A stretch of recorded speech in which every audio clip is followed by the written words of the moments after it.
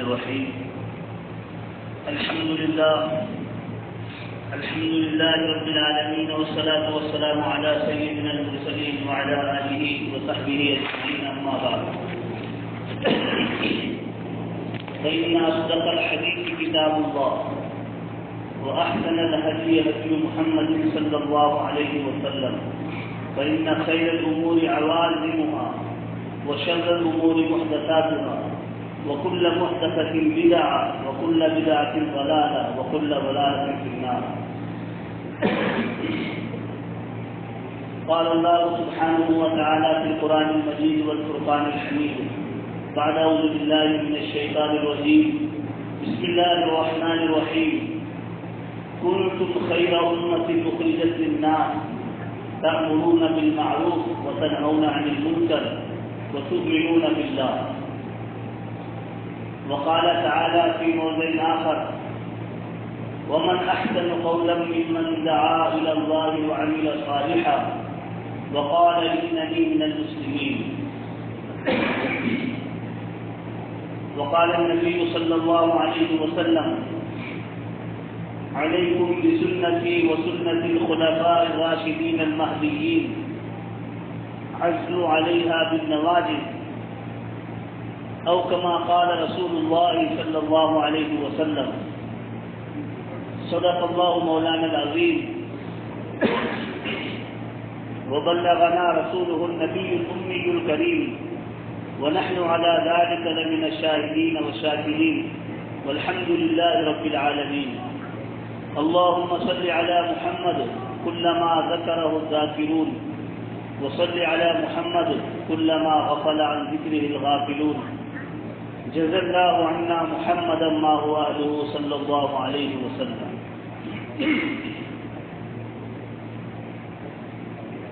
محترم دوستوں، بزرگوں اور عزیزوں،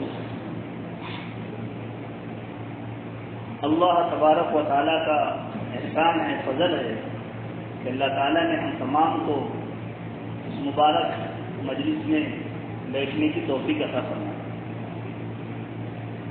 دین کی بات کا کہنا سننا یہ بھی عبادت ہے. اسی لیے حضرت علی رضی اللہ تعالی عنہ نے دنیا سے جاتے وقت،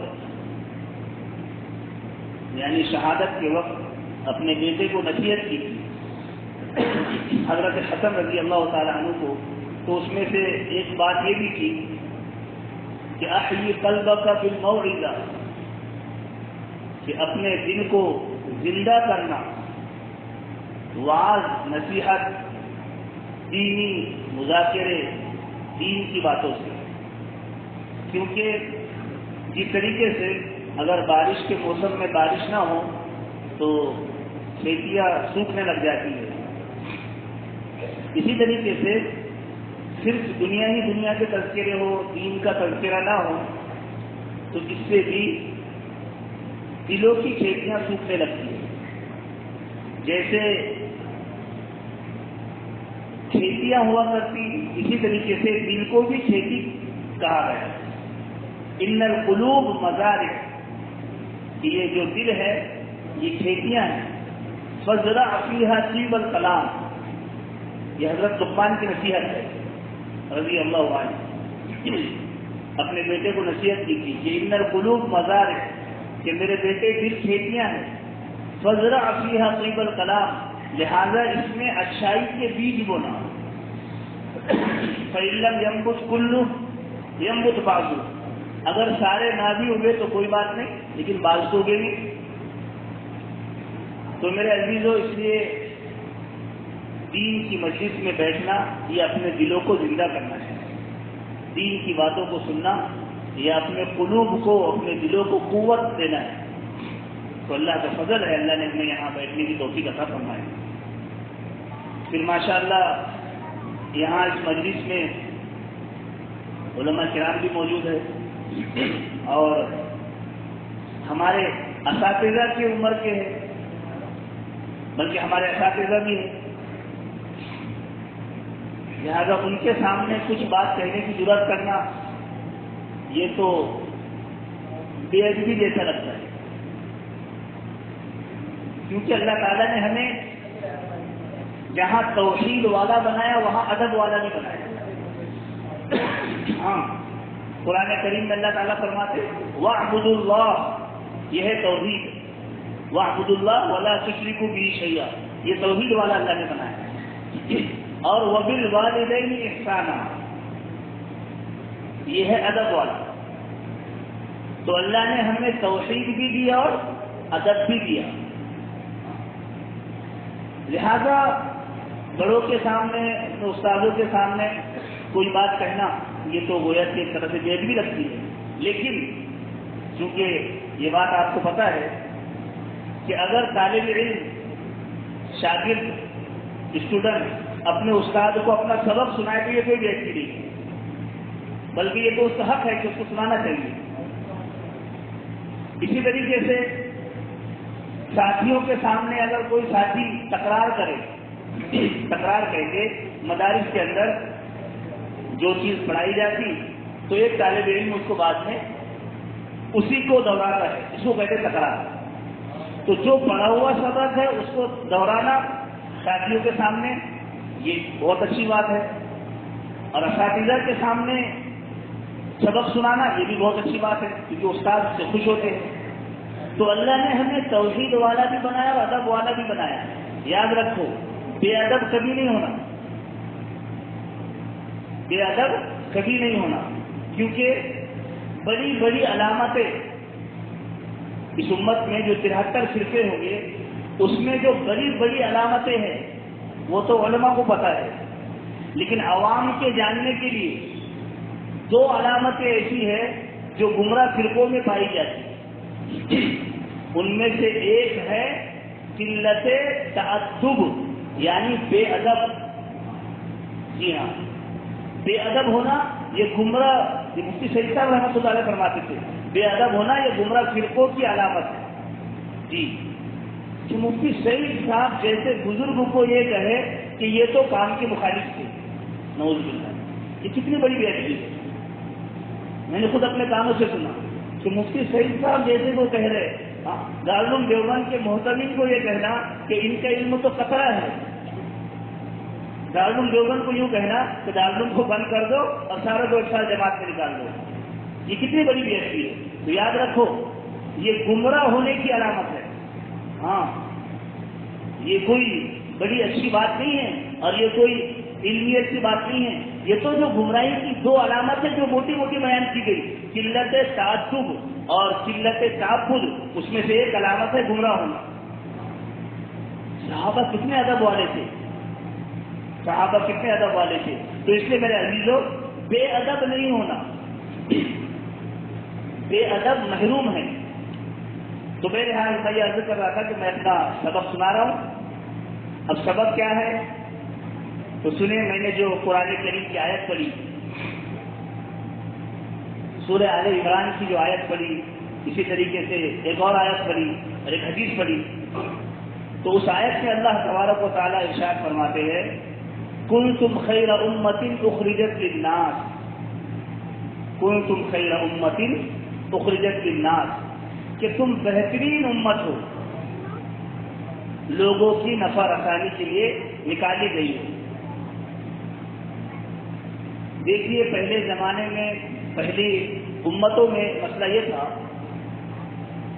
کہ جب دنیا میں گمراہی پھیلتی، جب دنیا میں گمراہی پھیلتی، لوگ اللہ کو بھول کر اور شریعت کو پامال کر کے زندگی گزارتے، تو اللہ تبارک و تعالیٰ نبی کو دنیا میں بھیجتے. نبی آتے دنیا میں محنت کرتے اور اللہ تعالیٰ نبی کو ایک کتاب دعوت بھی دیا کرتے تھے. تو نبی آتے محنت کرتے، ایک جماعت تیار کرتے اور وہ کتاب دعوت سے ان کو سمجھاتے. لیکن پھر جب نبی چلے جاتے تو وہ امت، وہ ماڈل جو نبی نے تیار کیا ہوا ہوتا وہ بگڑ جاتا، بلکہ یہاں تک کہ کتاب دعوت کو بھی بگاڑ دیتے، کیونکہ پہلی کتابوں کے ساتھ اللہ کا حفاظت کا وعدہ نہیں تھا، اس لیے وہ کتاب دعوت کو بھی بگاڑ دیتے. پھر اللہ تبارک و تعالیٰ نیا نبی دنیا میں بھیجتے علیہ السلام. نئے نبی کو دنیا میں بھیجتے، پھر نئے نبی دنیا میں آتے، پھر وہ محنت کرتے، پھر جماعت تیار کرتے، اللہ ان کو بھی کتابیں دعوت دیتے۔ اس طریقے سے وہ نبی بھی اپنا وقت، کیونکہ ہمارے نبی صلی اللہ علیہ وسلم سے پہلے ہر نبی کا زمانہ بھی متعین تھا اور ہر نبی کی امت بھی محدود تھی، ہر نبی کا معاملہ یہ تھا۔ تو پھر وہ نبی چلے جاتے تو پھر معاملہ ایسی ہوتا، چنانچہ اللہ کی سنت رہی، اللہ تعالیٰ اسی طریقے سے کرتے رہے۔ لیکن آخر میں اللہ تعالیٰ نے حضور اکرم صلی اللہ علیہ وسلم کو خاتم النبیین اور سارے عالم کی طرف نبی بنا کر بھیجا۔ اس لیے آپ نے فرمایا انا نبی الانبیاء، کہ میں نبیوں کا بھی نبی ہوں۔ آپ نے فرمایا انا نبی الانبیاء، میں نبیوں کا بھی نبی ہوں، اور انا خاتم النبیین لا نبی بعدی، میں آخری نبی ہوں، میرے بعد کوئی نیا نبی نہیں آئے گا۔ عیسیٰ علیہ السلام آئے گے تو وہ بنی اسرائیل کے تو نبی ہے، لیکن اس امت کے نبی نہیں ہوں گے۔ حضور کے آنے کے بعد یہاں وہ نبی نہیں ہوں گے، بنی اسرائیل کے نبی ہے، کیونکہ اللہ تعالیٰ جب کسی کو نبوت دیتے تو چھینتے نہیں، کیونکہ نبوت سلیکشن سے ہے، الیکشن سے نہیں۔ نبوت سلیکشن سے ہے، نبوت کا انتخاب اللہ کرتے۔ تو عیسیٰ علیہ السلام آئیں گے لیکن اس امت کے نبی نہیں ہوں گے۔ تو اب نبوت کا سلسلہ اللہ تعالیٰ نے کم کر دیا، تو اب یہ نبیوں والا کام کسے دیا؟ اس امت کو عطا فرمایا۔ اللہ تعالیٰ نے نبیوں والا کام اس امت کو عطا فرمایا، اس لیے اللہ نے قرآن کریم میں ان کی تعریف فرمائی، اس امت کی تعریف فرمائی، کنتم خیر امۃ اخرجت للناس، کہ تم بہترین امت ہو، لوگوں کے نفع رسانی کے لیے نکالی گئی ہو، تأمرون بالمعروف، کہ تم بھلائی کا حکم کرتے ہو اور برائیوں سے روکتے ہو، وتؤمنون باللہ، اور اللہ پر ایمان رکھتے ہو۔ یہ اس امت کا فرض منصبی بتایا گیا۔ یہ تو ہوا اس آیت کا وہ ترجمہ جو عام طور سے کیا جاتا ہے، یہ تو اس آیت کا وہ ترجمہ ہے جو عام طور سے کیا جاتا اور جو عام طور سے کتابوں میں لکھا ہوا ہے۔ لیکن اس کا ایک مطلب حضرت عمر رضی اللہ تعالیٰ عنہ نے بیان فرمایا۔ حضرت عمر بہت بڑی شخصیت تھی رضی اللہ تعالیٰ عنہ، اس لیے ان کو فاروق کا لقب دیا گیا، حق اور باطل کے درمیان فرق کرنے والے۔ ان اللہ جعل الحق علی لسان عمر وقلبی، کہ اللہ تعالیٰ نے حضرت عمر کو ایسا بنایا کہ وہ بولتے بھی حق ہے اور سوچتے بھی حق ہے۔ یہ حضرت عمر کی فضیلت ہے۔ ان اللہ جعل الحق علی لسان عمر وقلبی۔ تو ایک اس آیت کا مطلب حضرت عمر نے بیان فرمایا، دھیان سے سنیں اس کو۔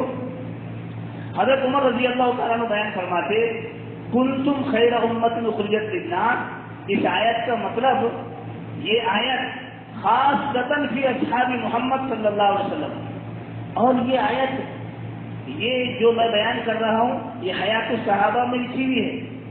حضرت مولانا یوسف صاحب رحمۃ اللہ علیہ جو دوسرے حضرت جی تھے، ان کی کتاب حیات الصحابہ میں یہ آیت کا یہ مفہوم جو میں بیان کر رہا ہوں لکھا ہوا ہے،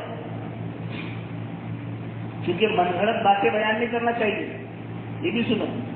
ہاں، اس لیے حضرت مفتی سعید صاحب رحمۃ اللہ علیہ سے ہم نے ایک حدیث سنی، مفتی صاحب فرماتے تھے کہ ایک زمانہ آئے گا کہ مواعظین بیان کرنے والے لوگوں کو اپنی طرف مائل کرنے کے لیے قرآن بیان کریں گے، قرآن کی تفسیریں کریں گے کہ لوگ میری طرف مائل ہو جائیں، لیکن جب دیکھیں گے کہ یار یہ قرآن سے میری طرف مائل نہیں ہو رہے، قرآن تو سبھی بیان کر رہے ہیں، تو پھر وہ حدیث بیان کریں گے تاکہ لوگ میری طرف مائل ہو جائیں۔ پھر جب دیکھیں گے کہ حدیث سے بھی لوگ میری طرف مائل نہیں ہو رہے، حدیث بھی سبھی بیان کرتے، تو پھر وہ ایسی باتیں بیان کریں گے جو کسی نے سنی ہی نہیں، یعنی من گھڑت باتیں بیان کریں گے، اور لوگ کہیں گے واہ واہ کیا مقدر ہے اور کیا وائز ہے، اس نے تو اصحاب کہف کے کتے کا رنگ بھی بتا دیا، کیا وائز ہے اور کیا مقرر ہے۔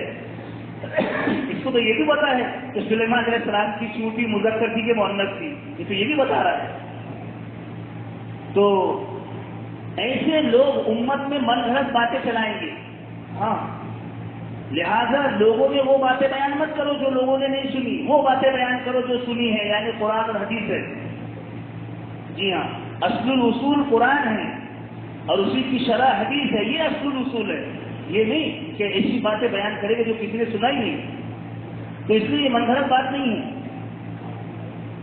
تو یہ حیات الصحابہ میں لکھا ہے، حضرت عمر رضی اللہ تعالیٰ کو بیان فرماتے کہ یہ آیت خاص ہے فی اصحاب محمد صلی اللہ علیہ وسلم، محمد صلی اللہ علیہ وسلم کے ساتھیوں کے بارے میں، یعنی صحابہ کے بارے میں۔ بھائی ظاہر سی بات ہے کہ اگر کنتم خیر امت کو، حضرت عمر کے ارشاد کا خلاصہ، اگر کنتم خیر امت ان کو آپ سارے لوگوں کے لیے لے لو، تو بنی اسرائیل میں تو یہود و نصارہ میں 71-72 فرقے ہوئے، اس امت میں تو 73 فرقے ہوں گے، تو کیا وہ سارے باطل فرقے بھی خیر امت میں داخل ہو جائیں گے؟ بولیے، اگر وہ باطل فرقے بھی کام کرنے لگے اور امر بالمعروف نہی عن المنکر کرنے لگے تو کیا وہ بھی اس میں شامل ہو جائیں گے؟ ہرگز نہیں، ہرگز نہیں۔ حضور نے خود فرمایا کہ وہ تو برباد فرقے ہیں، تو وہ تھوڑی اس میں داخل ہوں گے۔ تو یہ آیت خاص ہے، حضرت عمر رضی اللہ عنہ بیان فرماتے حضور اکرم صلی اللہ علیہ وسلم کے ساتھیوں کے بارے میں، صحابہ کے بارے میں۔ لہذا اب اگر کوئی شخص یہ چاہے کہ میں خیر امت میں داخل ہوں، تو اس کو اپنا ایمان، اپنے عقائد، اپنے اعمال حضور اکرم صلی اللہ علیہ وسلم کے صحابہ کے طرز پر کرنے ہوں گے، حضور اکرم صلی اللہ علیہ وسلم کے صحابہ کے طرز پر کرنے ہوں گے۔ جس کے اعمال، جس کے عقائد حضور صلی اللہ علیہ وسلم کے صحابہ کے طرز پر ہوں گے، لہذا وہ خیر امت میں داخل ہوگا، اور جس کے اعمال، جس کے عقائد حضور اکرم صلی اللہ علیہ وسلم کے طریقے پر نہیں ہوں گے، وہ خیر امت میں داخل نہیں ہو سکتا، چاہے کتنا ہی کام کر لے۔ اسی لیے یہ بات سمجھنا ہے کہ تبلیغ کیا ہے اور تبلیغ کا پیغام کیا ہے۔ ہاں، تبلیغ کیا ہے؟ ہم سمجھتے نکلو نکلو، اسی کا نام تبلیغ نہیں ہے۔ تبلیغ کیا ہے؟ تبلیغ کا پیغام کیا ہے؟ یہ امت بھول رہی ہے۔ تبلیغ کیا ہے؟ تبلیغ کا پیغام کیا ہے؟ تو میرے بھائیوں، تبلیغ وہی ہے جو دیوبندیت ہے، یاد رکھنا۔ اب دیوبندیت کیا ہے؟ مفتی سعید صاحب رحمۃ اللہ علیہ فرماتے تھے کہ دیوبندیت نام ہے، دیوبند کوئی الگ سے فرقہ نہیں، کوئی الگ سے جماعت نہیں، دیوبند کوئی الگ سے فرقہ نہیں، کوئی الگ سے جماعت نہیں۔ دیوبند نام ہے صحیح دین کو جو صحابہ، تابعین، تبع تابعین اور جمہور امت سے ہم تک جو پہنچا ہے، اس کو دونوں ہاتھوں سے مضبوط پکڑ کر، بلکہ دانتوں سے مضبوط پکڑ کر، ہاتھ سے زیادہ دانت سے مضبوط پکڑا جاتا ہے، تو مفتی صاحب فرماتے تھے کہ دانتوں سے، ہاتھوں سے مضبوط پکڑ کر اس کو امت میں بانٹنے کا نام دیوبندیت ہے۔ صحیح دین کو، دیوبندیت کوئی الگ سے فرقہ نہیں ہے، الگ سے جماعت نہیں ہے۔ اسی لیے یاد رکھنا، کوئی شخص انفرادی طور پر یہ کہے کہ میں دیوبندی ہوں اور میں یہ بات بتا رہا ہوں، تو نہیں لی جائے گی، کیونکہ دیوبند وہ چار دیواری کا نام تھوڑی ہے۔ دیوبند نام ہے قرآن اور حدیث کے صحیح معنی اور مفاہیم کی حفاظت کا، قرآن کی، حدیث شریف کی صحیح معنی اور مفاہیم کی حفاظت کا۔ کوئی یہ کہے کہ میں دیوبندی ہوں، میں قاسمی ہوں اور میں یہ بات بیان کر رہا ہوں، تو یاد رکھنا ہرگز وہ بات نہیں لی جائے گی۔ ہاں، دیوبند کی بات وہ ہے جو وہاں کے دارالفتہ سے چلے۔ جی ہاں، مفتی سعید صاحب فرماتے تھے، مفتی سعید صاحب رحمۃ اللہ علیہ فرماتے تھے کہ میری رائے یہ ہے، یہ نہیں چلے گا، میں یہ کہتا ہوں یہ نہیں چلے گا، وہ دارالفتہ کیا کہہ رہا ہے وہ چلے گا، کیونکہ وہاں پر منتخب کر کے جن کو بٹھایا گیا ہے، وہاں پر اعتماد کر کے جن کو بٹھایا گیا ہے، ان کی وہ جو بات بیان کرے، وہ جو لکھ کر کے دے دے، وہ بات چلے گی۔ انفرادی طور پر وہ نہیں چلے گا۔ جی ہاں، اس لیے دیوبندی کہلانے کا حق اسے ہے جو اس کے دارالفتہ پر چلے، یاد رکھنا، ورنہ انفرادی شخص کوئی دیوبند۔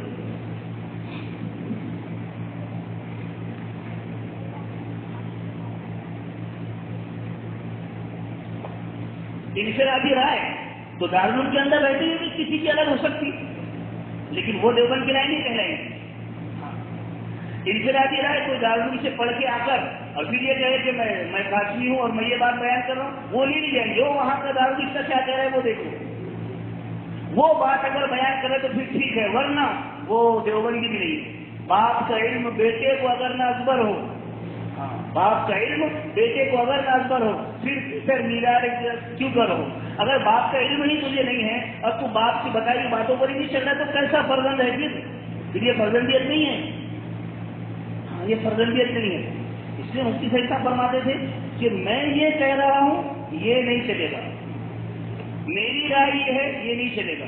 وہاں کا دارالفتہ کیا کہہ رہا ہے وہ بتا، دارالفتہ کی اور وہاں کے مفتیان کی کیا رائے ہے، وہاں کے بڑے بڑے اساتذہ جو وہ دارالفتہ میں جمع ہو کر کے جو بات کہہ دے وہ رائے کیا ہے وہ بتاؤ. یاد رکھنا اس پر کبھی دھوکے میں نہیں آنا کہ یار میں بھی تو دیوبندی ہوں، میں بھی تو قاسمی ہوں اور میں یہ بات بیان کر رہا ہوں. یہ نہیں، یہ دھوکہ ہے.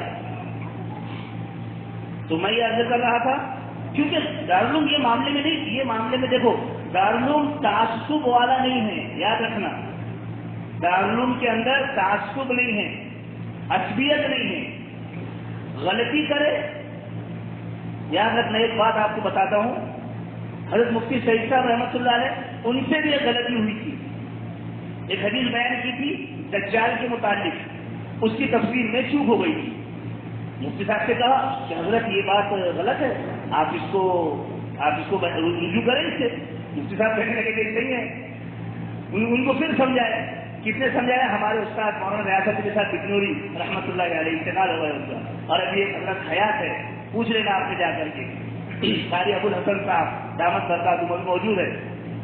ہاں باطل کی رعایت تو دارالعلوم میں چلتی ہی نہیں. پھر ان سے کہا گیا کہ بھائی حضرت یہ بات آپ کی چوک ہوئی، آپ اس سے رجوع کریں. مفتی سعید صاحب نے نہیں مانا تو ان کے خلاف کتاب سے لکھ دیے، ان کے خلاف فتوے دے دیے. مفتی صاحب نے پھر بھرے مجمع میں بھری درسگاہ میں جہاں غلطی کی بھی وہاں رجوع کیا اس سے. تو دارالعلوم تعصب نہیں ہے کہ اپنا غلطی کرو تم کوئی بات نہیں اور دوسرا غلطی کرنا. غلطی کس سے بھی ہو، چاہے ہمارے بڑوں سے ہو تمہارے بڑوں سے ہو، کس سے بھی ہو غلطی غلطی ہے. مفتی سعید صاحب نے بھی اس سے رجوع کیا تھا. آپ دیکھو جتنے بھی لوگوں نے چوک کی دارالعلوم نے ان کے خلاف آواز اٹھائی، جتنے بھی لوگ ہٹے دارالعلوم نے ان کے خلاف فتوے دیے، ان کے خلاف آواز اٹھائی. تو وہاں تعصب نہیں ہے کہ ان کو پرایا سمجھا ان کے خلاف فتویٰ دیا نا، بلکہ دیوبند کی شان ہے کہ وہ جس کو اپنا سمجھتا اس کو سمجھاتا اور وہ نہ سمجھ کر کے خود پرایا ہوتا. یہ نہیں ہے کہ اس کو اپنا نہیں سمجھا، اس کو اپنا سمجھتا اس لیے اس کو سمجھاتا اور وہ نہ سمجھے تو پھر وہ اس کے خلاف فتوے دیے جاتے. تو یاد رکھنا دارالعلوم کی رائے دیوبند کی رائے وہ نہیں ہے جو انفرادی شخص بیان کرے. یہاں بڑا دھوکہ لگتا اور مجھے بھی دھوکہ لگا تھا کہ کوئی انفرادی شخص یہ رائے بیان کرے کہ میری رائے تو یہ ہے نا، انفرادی نہیں. دارالعلوم اس کا فتویٰ بتاؤ. تو میں یہ عرض کر رہا تھا کہ دیوبندیت نام ہے کہیں دین کو دونوں ہاتھوں سے سمیٹ کر، دونوں ہاتھوں سے پکڑ کر، دونوں ہاتھوں سے مضبوط تھام کر اس کو امت میں پھیلانے کا، اس کا نام ہے دیوبندیت. اور تبلیغ کیا ہے؟ تو تبلیغ یہ دیوبند سے نکلی ہوئی ایک جماعت ہے. ہاں آج بڑی بے ادبی، بڑی گمراہی کہ دیوبند کو کہتے کہ ہم اس کو نہیں پہچانتے، دیوبند کو کہتے کہ دودھ کا دھلا ہوا ہے، نعوذ باللہ. جہاں سے نکلا اس کے خلاف باتیں ہو رہی. یاد رکھنا علماء کے خلاف اور دارالعلوم دیوبند کے علماء. اور پھر میں نے آپ کو بتایا کہ دیوبند چہار دیواری کا نام نہیں، جتنے اہل حق علماء ہیں وہ سب کے خلاف باتیں ہو رہی. تو یہ بات پتہ ہے آپ کو کہاں لے جا رہی ہے؟ سنو ایک حدیث یاد آئی، ان ھذا صراطی مستقیم فاتبعوہ. اس آیت کی تفسیر میں علامہ قرطبی رحمۃ اللہ علیہ نے لکھا ہے. 8ویں پارے کی یہ آیت ہے، سورہ انعام کی آیت ہے، تفسیر قرطبی دیکھ لینا.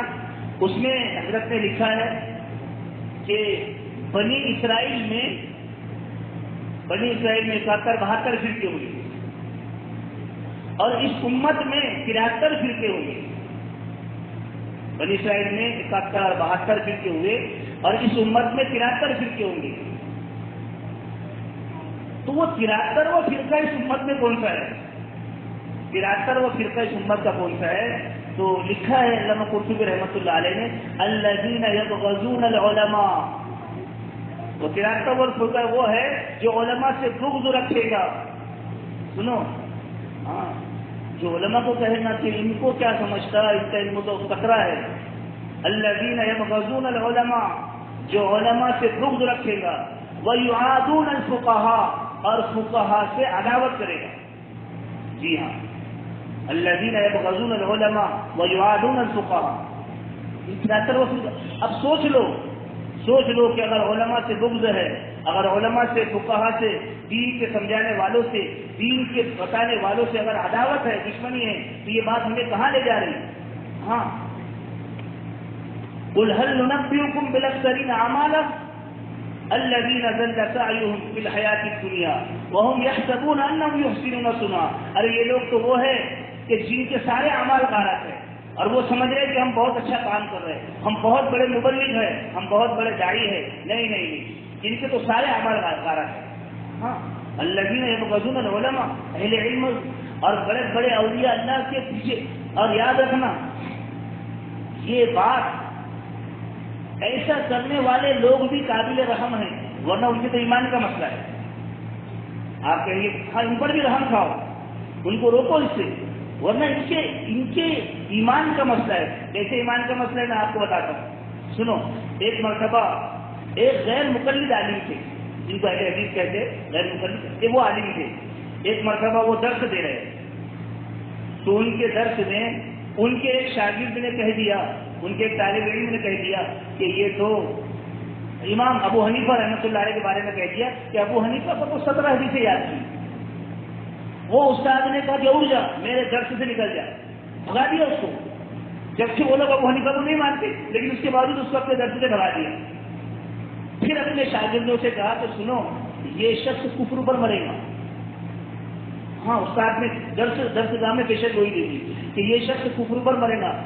طلبہ نے پوچھا کہ حضرت یہ کفر پر کیوں مرے گا، کیا غلطی ہے اس کی؟ تو کہا اس کی غلطی یہ ہے کہ اس نے ابو حنیفہ کو برا کہا، ابو حنیفہ کو حقیر سمجھا رحمہ اللہ، اور کہا کہ سنو، حضور اکرم صلی اللہ علیہ وسلم کی حدیث ہے، ہمارے نبی، ہمارے آقا صلی اللہ علیہ وسلم نے ارشاد فرمایا کہ من عاد لی ولیا فقد آذنتہ بالحرب، کہ جو میرے ولی سے دشمنی کرے اس کے ساتھ میرا اعلان جنگ ہے. اللہ فرماتے ہیں، حدیث قدسی ہے کہ جو میرے ولی سے دشمنی کرے اس کے ساتھ میرا اعلان جنگ ہے. پھر کہنے لگے استاد کہ اور اللہ اور کہا کہ سنو، جب کوئی کسی سے دشمنی کرتا تو اس کی گھٹیا چیز نہیں چھینتا. مثال کے طور پر مجھے ان سے دشمنی ہو گئی تو میں ان کے گھر کا کچرا تھوڑی چھین کے لاؤں گا، میں ان کے گھر کے مکڑی کے جالے تھوڑی چھینوں گا. تو اسی طریقے سے جب اللہ کسی سے دشمنی کرتے تو اللہ تعالیٰ اس کی دنیا نہیں چھینتے، کیونکہ دنیا تو اللہ کے نزدیک مکڑی کا جالا ہے. جب اللہ کسی سے دشمنی کرتے تو اس کی دنیا نہیں چھینتے، کیونکہ دنیا تو ہمارے نبی نے فرمایا مچھر کا پر ہے، اس سے بھی گھٹیا ہے. تو اللہ دنیا نہیں چھینتے، اللہ قیمتی چیز یعنی ایمان چھین لیتے. ہاں، یاد رکھنا، اس میں یہ بھی بڑے قابل رحم ہے کہ ایمان کا مسئلہ ہے. اور کہنے لگے کہ ابو حنیفہ سے بڑا ولی کون ہوگا؟ مفتی سعید صاحب کو برا کہتے، ان سے بڑا ولی بتاؤ. جب ان کا انتقال ہوا تھا تو ایک عالم مولانا منظور مینگر صاحب، سن لینا آپ نے، مولانا منظور مینگر صاحب نے جو تعزیت بیان کی تھی تو کہنے لگے کہ مفتی سعید صاحب کے انتقال پر صرف دیوبند کے طلبہ اور علماء کی تعزیت نہیں کرنی چاہیے، بلکہ تعزیت تو ساری دنیا اور سارے عالم اور سارے دنیا کی مسلمانوں کی کرنی چاہیے، کیونکہ ساری دنیا علم سے، دین کے چراغ سے محروم ہو گئی. جی ہاں، ایسے علماء کو. اور سنو، ایک یا بس اللہ حفاظت فرمائے، ایک کہنے لگا مولانا عاقب صاحب جو سہارنپور کے شیخ الحدیث ہے، ان کے بارے میں کہنے لگا کہ ان کو کیا سمجھتا حضرت جی کے بارے میں. ایسی باتیں سن کر پیروں تلے کی زمین نکل جاتی تھی. اتنے بڑے ولی سے بغاوت، اتنے بڑے ولی کی حقارت، ارے اس کا تو ایمان کا مسئلہ بن گیا. آپ کو پتا ہے یہ مولانا عاقب صاحب کون ہے؟ مفتی سعید صاحب رحمۃ اللہ سے پوچھا گیا کہ آج کے دور میں امیر المومنین کی حدیث کون ہے؟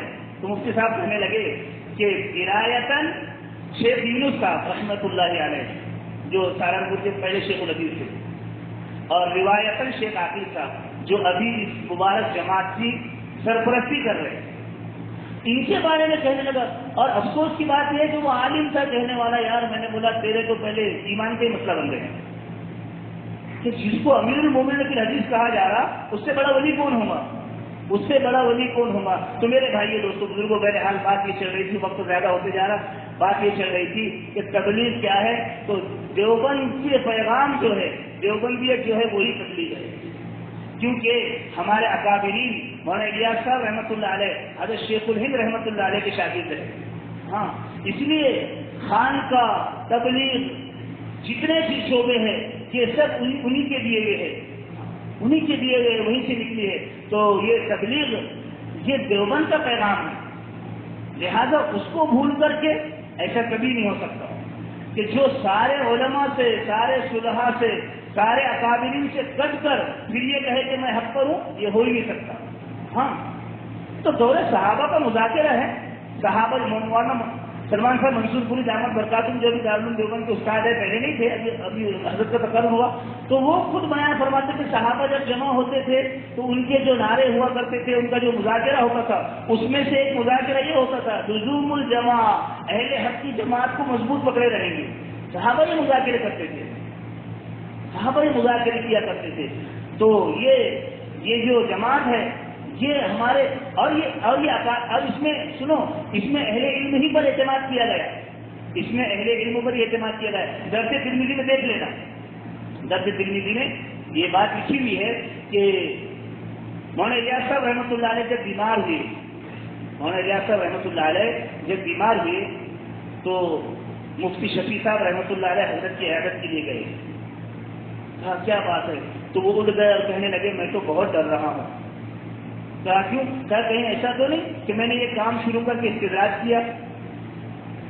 استدراج کہتے اللہ تعالیٰ بے دین کو، دہریے کو مہلت دے دی، اس کو کہتے استدراج. تو کہا میں نے کہیں ایسا تو نہیں کہ میں نے استدراج کیا. تو مفتی شفیع صاحب رحمۃ اللہ کہنے لگے کہ نہیں حضرت آپ نے استدراج نہیں کیا. اللہ تعالیٰ فرماتے سنستدرجهم من حيث لا يعلمون، آپ کو معلوم ہو گیا، پتہ چلا کہ آپ کا استدراج نہیں ہے. تو دوسرا ڈر مجھے یہ لگ رہا ہے کہ اس کام میں اکثر عوام ہی عوام ہے، اس کام میں اکثر عوام ہی عوام ہیں، اور علماء تو بہت کم ہیں. اور عوام جب کسی چیز کو لے کے چلتی ہے تو چلتی ہے، لیکن جب بگڑ جاتی تو ایسے بگاڑ دیتی، ایسے گلو کر جاتی. دیکھو عیسیٰ علیہ السلام کے بارے میں گلو کر کے ان کو خدا تک پہنچا دیا.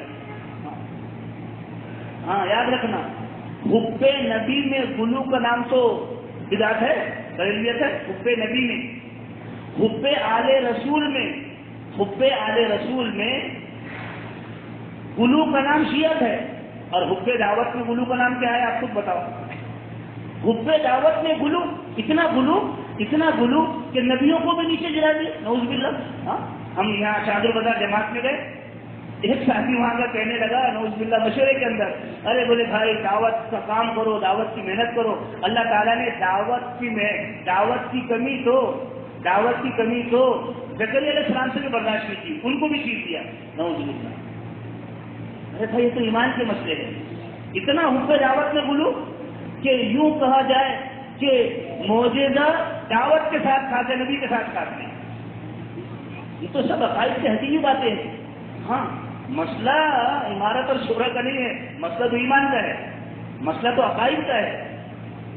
قرآن جو کہہ رہا ہے، حدیث جو کہہ رہی ہے، اس کو تو دیکھو کہ معجزہ کس کے ساتھ کھاتے ہیں. شرع عقائد میں خود لکھا ہے کہ معجزہ نبی کے ساتھ کھاتے ہیں، اور اس کے بارے میں ہم کہیں کہ اس کے بارے میں یہ کہے کہ معجزہ دعوت کے ساتھ کھاتے، یہ تو صریح انکار ہے. ہاں، حب دعوت میں اتنا آگے بڑھے، اتنا بیان کرے کہ نبی کو کہتے کہ نبی اپنے معمول سے ہٹے. نعوذ باللہ. اس لیے میرے پیاروں، میرے بھائیوں، دوستوں، بزرگوں، یہ کوئی کسی پر طنز نہیں، یہ ایک اہم پیغام ہے، اس کو سمجھنا ہے. اور خاص طور سے علماء بھی اس کو سمجھے، اور اہل علم کی بھی ذمہ داری ہے. ہاں، کیونکہ اصل سرما بیچنے والے یہی ہے. اس پر مجھے ایک بات یاد آ رہی، وہ بھی سن لو. کیا اللہ شاہ بخاری رحمۃ اللہ علیہ ایک مرتبہ ایک جگہ بیان کرنے جا رہے تھے، تو کسی نے کہا کہ حضرت آپ بیان کرنے نہ جائیں، آپ کے خلاف سازش کی گئی ہے، ہاں آپ کو نقصان پہنچایا جائے گا، اس لیے آپ بیان کرنے نہ جائیں. اور تو اللہ شاہ بخاری رحمۃ اللہ علیہ بڑے ظریف الطوا تھے، بڑا مزاحیہ بھی واقعات کیے۔ ایک مرتبہ ایک شخص حضرت سے کہنے لگا کہ حضرت تم علماء ہر چیز میں گنجائش نکالتے، چلو کوئی ایسی گنجائش نکال دو کہ رمضان میں کھاتے پیتے بھی رہے اور روزہ بھی نہ ٹوٹے۔ اللہ شاہ بخاری رحمۃ اللہ کہنے لگے جوتے کھاتے رہے اور غصہ پیتے رہے، روزہ نہیں ٹوٹے گا۔ جوت تو میرے یہاں بڑے ظریف الطوا بھی تھے۔ تو ایک مرتبہ حضرت سے کہنے لگا کہ حضرت آپ بیان کرنے نہ جائے، آپ کے خلاف سازش کی گئی۔ اللہ شاہ بخاری رحمۃ اللہ علیہ فرمانے لگے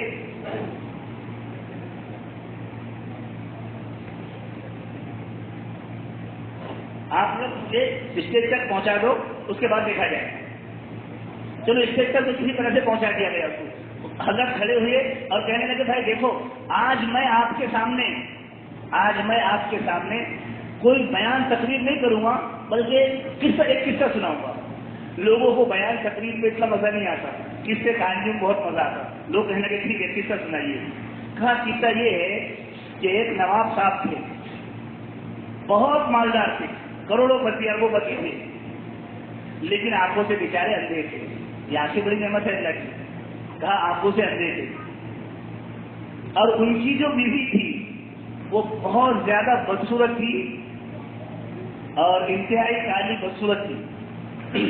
ابھی نواب صاحب اندھے تھے تو وہ نواب صاحب سے کہتی کہ میں تو مس ورلڈ ہوں، میں تو بہت خوبصورت ہوں۔ اس طریقے سے نواب صاحب کے سامنے وہ باتیں بیان کیا کرتی تھی۔ نواب صاحب نے کہا کہ ماشاء اللہ آپ تو بہت خوب، دیکھتے ہی نہیں بیچارہ تو اس کو سمجھ رہا بہت اچھی ہے۔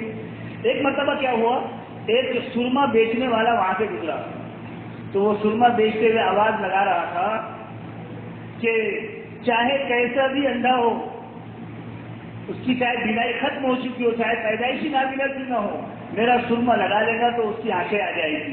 تو یہ نواب صاحب کے کان میں بات پڑ گئی۔ تو نواب صاحب سے نے اپنی بیوی سے کہا کہ اس کا سرما خرید کر کے مجھے بھی لا کے دو، تاکہ ہم بھی آپ کے حسن کے نظارے دیکھیں، تاکہ ہم بھی آپ کی خوبصورتی کو دیکھیں۔ تو کہا ٹھیک ہے۔ اس نے پیسے لیے اور سرما بیچنے والے کے پاس گئی اور کہنے لگی تیرے سرمے کی ڈبیا کتنے میں تو دے رہا ہے؟ وہ کہنے لگا 10 روپے میں، مثال کے طور پر 10 روپے میں۔ کہا یہ 20 روپے لے اور اب 30 دینے میں نظر مت آنا، کیونکہ پتا ہے اگر وہ سرما، تو اسی لیے یہ سرما بتانے والوں کو امامت پر سے نکال دیتے۔ ان کو پتا ہے کہ اگر یہ سرما بتا دینا تو سارے لوگوں کا نابینا پن ختم ہو کر کے یہ تو بینا ہو جائے گی، تو سرما بتانے والوں کو امامت پر سے نکالتے، اور کوئی سازش نہیں ہے، یاد رکھنا۔ ہاں، جو سرما نہیں بیچ رہے ان کو رکھیں گے، جو سرما نہیں بیچیں گے، ورنہ سرما بیچنے والوں کو تو کہہ دے ہٹاؤ اس کو، یہ تو سرما لگا کر تو بھائی سرما بیچنے کی جگہ صرف مسجد ہی نہیں ہے، تو سارا عالم ہے ہمارے نبی صلی اللہ علیہ وسلم۔ اور کیوں؟ کیونکہ قرآن اور حدیث کی ذمہ داری تو اہل علم پر ہے، قرآن اور حدیث کی ذمہ داری علماء پر ہے۔ اور جو بہرحال بات یہ چل رہی تھی کہ تبلیغ یہ ہمارے اکابرین کی پاکیزہ قائم کردہ جماعت ہے، اور اس کا پیغام وہی ہے جو دیوبند کا پیغام ہے، اس کا پیغام وہی ہے جو علماء حق کا پیغام ہے، اور اس کا پیغام وہی ہے جو سارے ہمارے اکابرین اور ہمارے دیکھو بڑے بڑے اکابرین کے ملفوظات کو پڑھو۔ مولانا علی میاں ندوی رحمۃ اللہ علیہ، ابھی قریب میں ایک بہت بڑی شخصیت انتقال ہوئی، راضی حسن صاحب ندوی رحمۃ اللہ علیہ، ان کے پیغام کو بھی پڑھو کہ یہ حضرات کیا کہتے ہیں اس معاملے میں، اور اسی طریقے سے جو موجودہ ہمارے بڑے بڑے اکابرین علماء ہیں ان کی کیا رائے ہے، اس کو پڑھو۔ تو یہ پاکیزہ جماعت ہے جو علماء کی قائم کی ہوئی ہے اور اہل علم کی نگرانی میں ہے۔ ہاں، علماء کے لیے نکلو نہیں ہے، ان کی تو تائید بھی کافی ہے۔ مولانا جولا صاحب ایک مطلب کہنے لگے کہ علماء کے لیے نکلو اور ان پر تشدد کرنا اور ان کو یہ کہنا کہ یہ تبلیغ کا کام نہیں کرتے، ارے یہ تو انتہائی بےعدبی ہے، یہ تو انتہائی گمراہی کی علامت ہے۔ مولانا ابراہیم جولا کا ملفوظ سنا رہا ہوں، کہنے لگے علماء کی تو تائید کافی ہے۔ اور پھر اپنا ایک بیرون کا واقعہ بھی سنایا کہ ہم ایک جگہ گئے، ہم کو وہاں سے بھگا دیے تھے، وہاں کے علماء نے کہا آؤ نہ ربانیون، ارے بھائی یہ تو بڑی مبارک جماعت ہے۔ تو پھر وہاں کے لوگوں نے گویا کہ ہمیں سر پہ بٹھایا، وہاں کے لوگوں نے پھر ہمارا بہت زیادہ اکرام کیا، تو ان کی تو تعین نہیں چاہتی ہے۔ تو اللہ تبارک و تعالیٰ نے حضور اکرم صلی اللہ علیہ وسلم کی برکت سے ہم سب کو یہ مبارک محنت عطا فرمائی ہے، اس لیے ہماری ذمہ داری ہے کہ اس محنت کو اس طریقے پر کرے جس طریقے میں نے کہا تھا نا کہ یہ محنت احیاء سنت کی محنت ہے، اور احیاء سنت صرف اسی کا نام نہیں ہے، یہ بھی ہے، لیکن اسی کا نام نہیں ہے کہ پانی بیٹھ کے پی لو اور سر پہ ٹوپی رکھ کے پی لو، پیشاب کے لیے چپل پہن کے چلے جاؤ، یہ بھی سنت ہے۔ لیکن سنت یہیں تک محدود نہیں، سنت تو ایمانیات میں بھی ہے، لہذا ایمان کی بھی تشریح وہ کرو جو حضور اکرم صلی اللہ علیہ وسلم نے کی ہے، جو حضور اور صحابہ سے چل کر کے آئی ہے۔ ہدایت اللہ کے ہاتھ میں نہیں، یہ تشریحات نہیں، وہ تشریحات کرو جو صحابہ نے حضور سے لیا، ہاں، اور صحابہ سے تابعین نے، تبع تابعین نے، اسی لیے ہم تک چل کر کے آئی ہے۔ ورنہ یاد رکھنا، اگر حضور صلی اللہ علیہ وسلم کی تشریحات سے ہٹیں گی تو ہماری توحید کی غارت ہے۔ ایک واقعہ سنو، ابو علی سینا بڑا فلسفی بہت بڑے آدمی تھے اور توحید والے بھی تھے، توحید والے بھی تھے، لیکن جب ان کا انتقال ہوا تو کسی نے ان کو خواب میں دیکھا، کہا کیا بولنے؟ کہا یار میں جہنم میں ہوں۔ کہا یار تو توحید والا تھا اور پھر کیسے جہنم میں؟ کہا میں نے توحید کو وہ بیان کیا اور توحید پر میں نے وہ واقعہ سنایا، توحید کو میں نے اس طرح سے لیا جس طرح سے میرے دل میں آیا۔ میں نے سوچا کہ میں بہت بڑا آدمی ہوں، مجھے پہلوں سے جڑنے کی کیا ضرورت، میں پہلوں کی کڑی سے کٹ گیا، میں پہلوں کی تشریحات سے کٹ گیا، میں نے توحید کو اپنے انداز میں بیان کیا۔ تو اللہ نے کہا کہ نہیں، تیری توحید غارت ہے۔ کیوں؟ کیونکہ توحید وہی چلے گی جو حضور صلی اللہ علیہ وسلم نے بیان کی۔ ہاں، توحید میں بے ادب نہیں ہونا، توحید وہی بیان کرو جو حضور نے اور صحابہ نے بیان کی۔ تو سنت ایمان میں بھی ہے، ایمان بھی وہی، سنت عبادت میں بھی ہے، عبادت بھی وہی معتبر جو حضور اکرم صلی اللہ علیہ وسلم نے بتائی، ورنہ کتنا ہی اچھا کیوں نہ ہو۔ دیکھو، گلو سے دین بگڑ جاتا۔ اب مثال کے طور پر نماز میں کوئی آدمی یہ سوچے کہ ہمارے نبی صلی اللہ علیہ وسلم نے فرمایا کہ سب سے زیادہ بندہ قریب اللہ کے سجدے میں ہوتا ہے، سب سے زیادہ بندہ قریب اللہ کے سجدے میں ہوتا، تو چلو ایسا کرتے، ایک رکعت میں 2 سجدے کے بجائے 3 سجدے کر دیں گے، تو اچھا کام ہے نا، گلو کر گیا اس میں، تو یہ قابل قبول ہوگا؟ مردود ہوگا، اس کی نماز قابل قبول نہیں ہوگی۔ تو عبادات بھی وہی جو محمد صلی اللہ علیہ وسلم سے چل کر کے ہم تک پہنچی ہے، ہاں، معاملات بھی وہی قبول ہوں گے جو حضور اکرم صلی اللہ علیہ وسلم سے آئے ہیں، معاشرت بھی وہی قبول ہوگی، لہذا تبلیغ کی محنت بھی وہی قبول ہوں گی جو حضور صلی اللہ علیہ وسلم سے چل کر کے آئی ہے۔ ہاں، دعوت صرف خروج اس کا نام نہیں، دعوت تو ایک پورا، دعوت کمرے کھلی ہے، دعوت کی یہ سب شعبے ہیں، اس میں سے مدارس کو کاٹ دیا جائے۔ ارے بھائی میں آپ کو کیا بتاؤں، وقت تو بہت زیادہ ہوتے جا رہا، وہ میں ایک واقعہ آپ کو سنا تھا کہ ہندوستان میں اور پڑوس کے ملک میں اور یہ سارے ممالک کے اندر جو یہاں پر لوگوں میں اتنی مضبوطی ہے، عقائد کے ایمان کے اعتبار سے، یہ علماء کے ساتھ علماء کی دین ہے۔ لندن میں ایک میٹنگ ہوئی تھی جس میں مولانا اسد مدنی رحمۃ اللہ علیہ، مولانا اسد مدنی دامت برکات ان کے بڑے بھائی، وہ بھی اس میں شریک ہوئے تھے۔ کہا کہ سب سے زیادہ فنڈامنٹلزم یعنی بنیاد پرستی سب سے زیادہ کہاں ہے؟ تو کہا ایشیا کے ممالک کی۔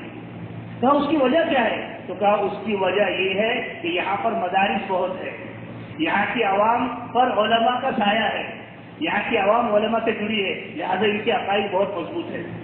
تو باطل نے جو سازش کی کہ مدارس کو دہشت گرد بتانا، باطل نے جو سازش کی علماء کو بدنام کرنا، ہے وہی سازش آج ہم کر رہے ہیں۔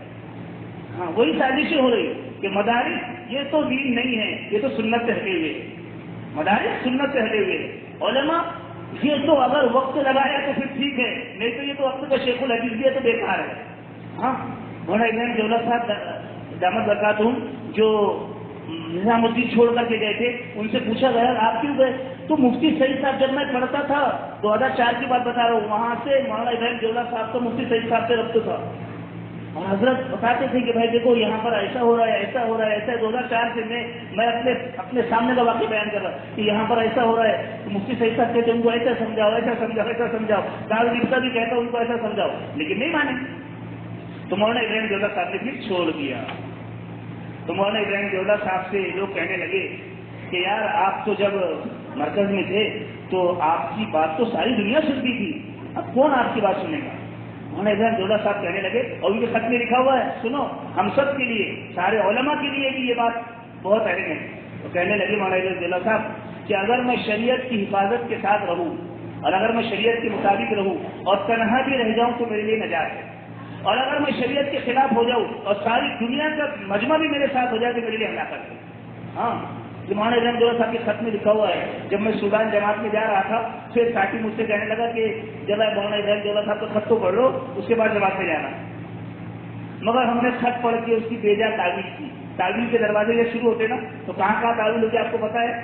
حضرت عمار رضی اللہ تعالیٰ عنہ کی جب شہادت ہوئی، حضرت علی رضی اللہ تعالیٰ کی فوج میں تھے، تو حضرت امیر معاویہ رضی اللہ عنہ کے بھی پیروں پہلے سے زمین نکل گئی، کیونکہ انہوں نے بھی حضور سے حدیث سنی تھی.